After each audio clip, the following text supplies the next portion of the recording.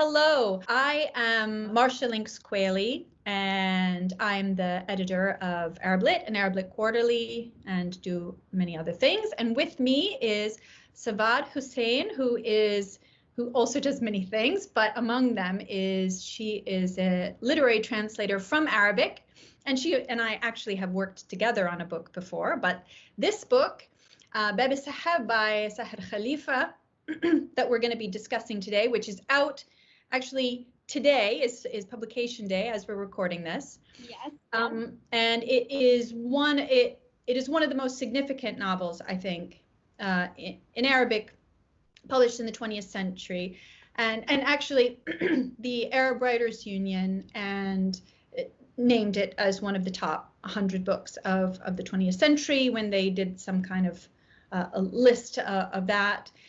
Bunny Paul magazine also did a list of the top 100 books, top 100 novels in Arabic, and the book was also on that list. So I think it's sort of widely felt that this particular book, among Sahar's maybe 10 novels, is very significant. However, Sahar, despite winning many prizes, she was a finalist for the 2020 Newstat.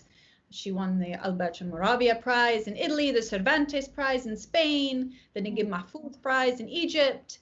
Her Asl wa Fasl was longlisted for the International Prize for Arabic Fiction, and I think a half dozen of her other books have been translated to English, as well as other languages. But this novel, even though it considered to be an important novel, a beautiful novel, an enjoyable novel, was not translated. It was published in 1990, and it was only today that it came out in Sawad's translation.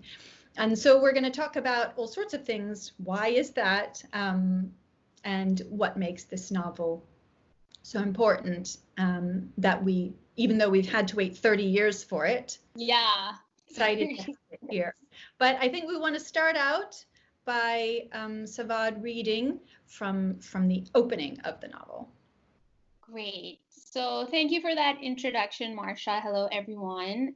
The excerpt I've chosen is just, as Marcia said, from the very beginning, so from the first page. I unfortunately don't have a hard copy just because of everything that's happening with COVID-19, so I'm just going to be reading from my screen. Okay. This gathering of women was akin to those get-togethers that the deceased would once organize. The dead woman had been in her prime, despite a long line of descendants. She was porcelain white with undeniable fleshy bits, but her waist was well-defined and her legs slender. She had been a proud, powerful woman. Even so, she was never short of worry when hosting. She would carefully dress herself, spritz perfume, paint her face, and transform her house into an Eden of jasmine, myrtle, and clove, accentuated by the scent of tobacco wafting from glowing hookahs decorated with bamboo leaves, glass baubles, and velvet pipes. For the occasion, Sid Zakia had come with one of the have-nots, a woman with a sweet tongue, talkative yet polite, who made the rounds with coffee, serving rings of the sweet delicacy, mashabbak, and carrying the hookahs. Cradling the hookah in one hand and puffing on the pipe in the other to keep it alight, she scuttled back and forth between the kitchen and the sitting room. Once she reached the intended guest, she would nestle the hookah at their feet, wipe the beak of the hose, and fold it into a half moon, whispering, "Enjoy." On one occasion, when she was in her youth, Sit Zakia had tried to mimic the actions of such a woman. The women had winked at each other, exchanging banter about the length of the hose, how thick it was, and how good it tasted. The now deceased had hastened after her, a floating cloud of georgette and perfume pouring forth. She had wrested the pipe from her daughter-in-law's fingers and sniped, "It's done like this." "No, it's better when it's straight," one of the women from the far side of the room had countered, and the whole room rumbled with laughter, making the young girl scamper off, dazed and stumbling out of shyness. How could such old, wise, and respectable women speak like that? Much later, Sitzakia learned that what they implied, what they had been muttering about, was the law of life itself, the secret of offspring, the thing that preoccupies all women and the livelihood of every midwife. Glory to him who brings life from death and death from life.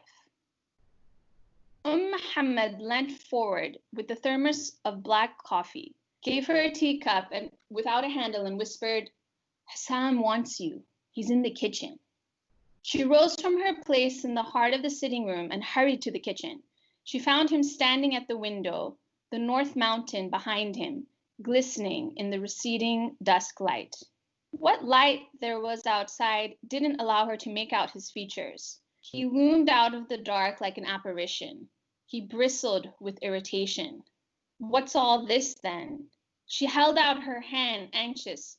"Please, not so loud. Someone might hear you. Have some consideration for the martyrs' families." She placed her hand on her chin, the familiar gesture of a plea, and pled with him. "Please, we don't want any trouble here." She peeked out the window, lines of worry creasing her forehead. "Did anyone see you?" He smiled and shook his head. "Is it me you're worried about, or the house?" She didn't answer, but kept looking out the window, murmuring all the while, "There is no God but God." The house was bursting with women who had come to give their condolences. The recitation of the Quran could be heard, and the air was heavy with the aroma of black coffee. Hoping to stir his compassion, she said, "After all, she was your grandmother." "Of course she was. She was your stepmother, too. She was 90. She lived a good long life. As for the young people these days," he didn't finish. "Death is everyone's fate," she said with great conviction. "And for every death, there's got to be a grand celebration. It's only for 7 days. And only 3 for people like me," he grumbled angrily. He flew towards the door and slammed it behind him. Its echo resounded in the silence of the hall, the Quranic verses being recited and the final rays of daylight. She saw his shadow slip away between the grapevines, snails, and cactus arms. She stood still, watching until he was gone. He made his way over the short wall of stacked rocks, across the fence enclosure, under the heather hedge trimmed into an arch, then disappeared among the rocks and thorns, making his way towards the north side of the mountain. Thank you for that. Welcome. So when I first started reading Sahar's work, one of the things that really drew me to it, I think maybe it's not possible that the first book of hers I read was as-Saha, which came out in 2009, I think. I must have read something of hers before that, but one of the things that I think is so significant about her work is how she takes these historical moments, like this is the Intifada, the First Intifada, that started in 1987. And as-Saha is a book that's set around the time just before the Nakba. And she takes these historical moments and yet she feminizes them so much. So here we are beginning this novel in a room full of women making penis jokes, passing around coffee.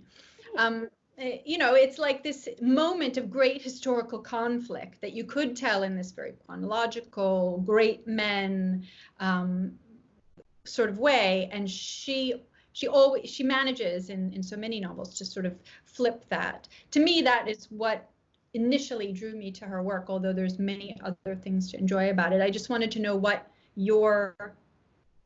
took you to this novel, what drew you to it and made you want to spend time with it?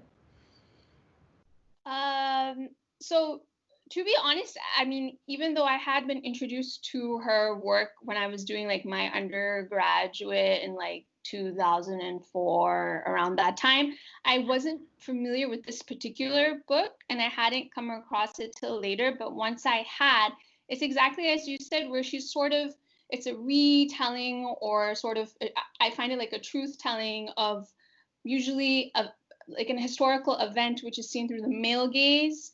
and she's centering it around women.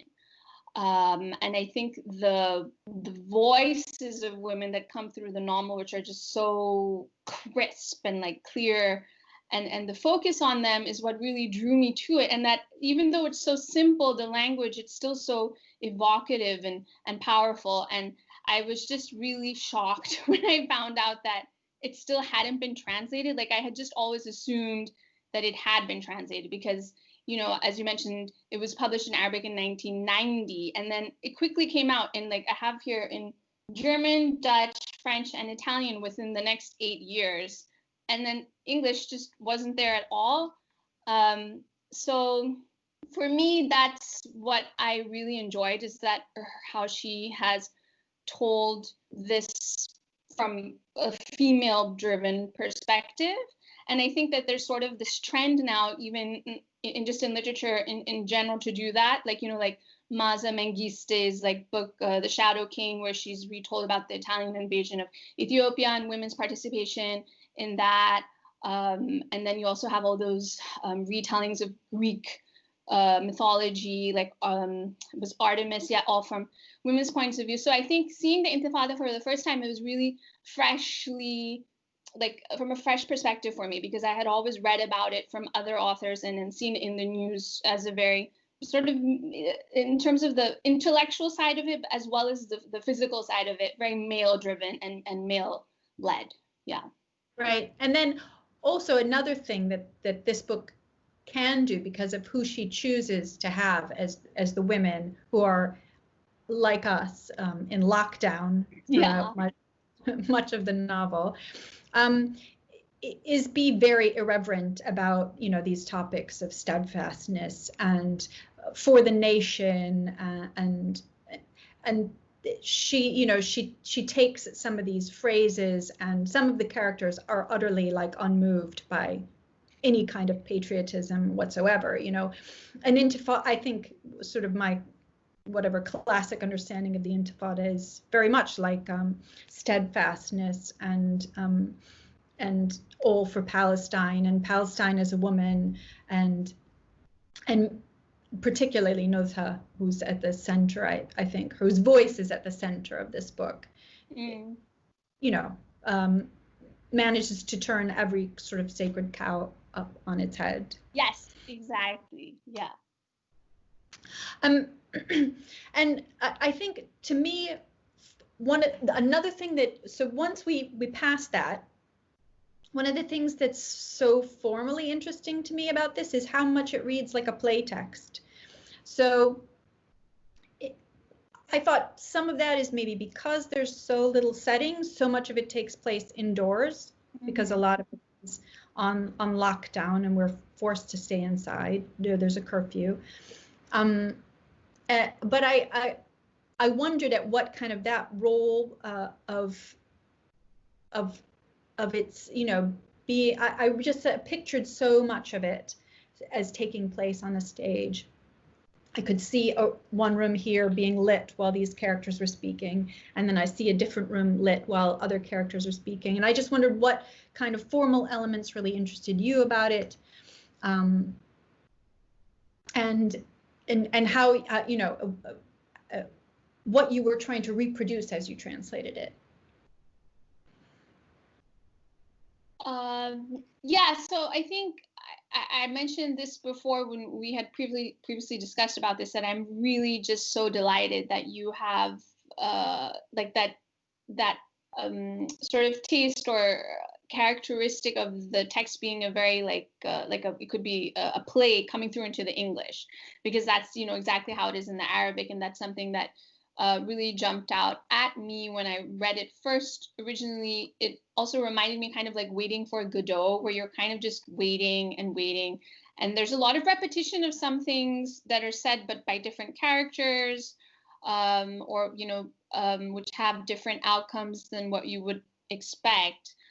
But in terms of what I really tried to bring across was the voice, I guess the voices, and the fact that when it was written in Arabic, it was seen as sort of avant-garde because it was written all in Ammiya, right? Like, you know, her whole sort of so much of it was in Amiya, whereas these days that's like, nobody bats and whatever an eye at that. But I think I was really struggling specifically with Nuzha's voice to bring that across, because you have different levels of like education of each of the characters, but then also different sort of motivations for each of them. And then it's just, I didn't want anybody to come across as like stereotypical, or also something that was difficult for me is I was translating for Seagull Books, which is a British publishing house, and I translate into American English. And so actually what I did with Nuzha is for all of her scenes, I went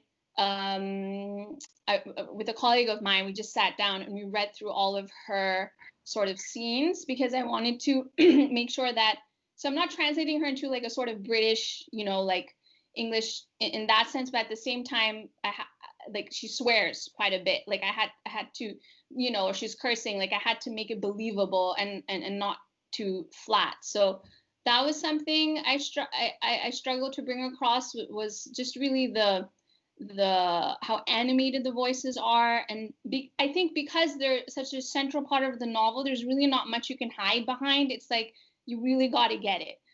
So I'm looking forward to hearing what people think about when they read it. But I hadn't even made the correlation before until you had mentioned it, about it being like they're in lockdown and we're also in lockdown. But right. Right. I mean, me personally, I'm not allowed to go, not supposed to go outside the apartment at all. So I felt very much, as I was rereading this, in your beautiful translation, the sense of being, the same sense, an echo of being stuck in a place. And she does have these wonderful, what she manages. I think if anybody wanted to read this book now and think about how they were going to construct their own sort of quarantine novel, one of the wonderful things about it is how, these characters, I don't think of any of them as the good guy, or as the cipher for the author. They're all very different. They all have flaws and things that redeem them. Of course, Nuzha is my favorite because she's just, yes, she's coarse, she's vulgar, she says things that other people aren't willing to say. She's seen a lot in her young life. Yes. And yes, she's not a hero by any stretch. She's not really looking to save anybody, particularly after what happens with Ahmed, but these are great characters for bouncing off each other, I think. Yeah. And there is so much of it that's monologue. Yes. A long passage of speech followed by another long passage of speech. So yeah. So did you read them aloud, or how did you work on the voice?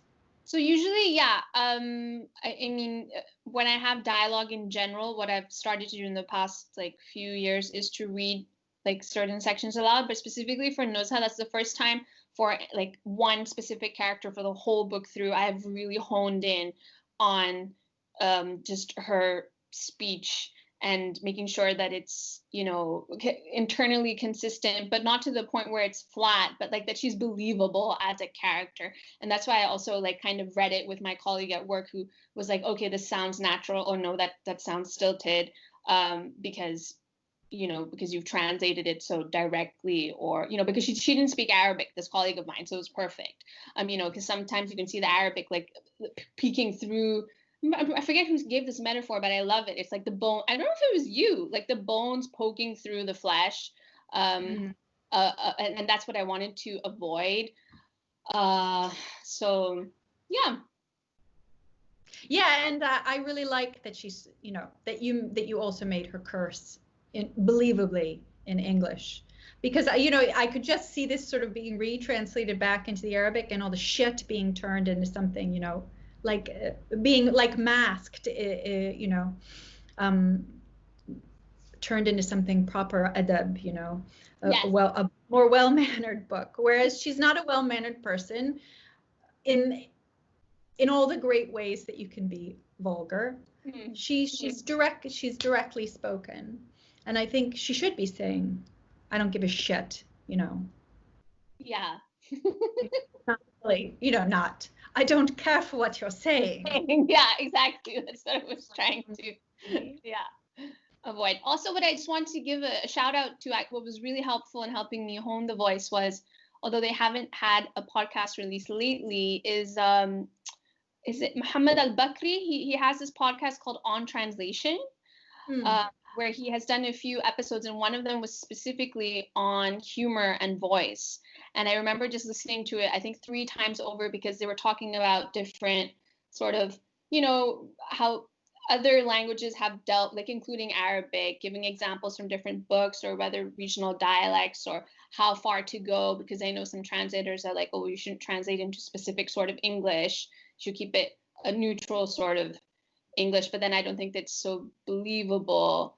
So I just wanted to thank him for that, because it really was a great episode. Right.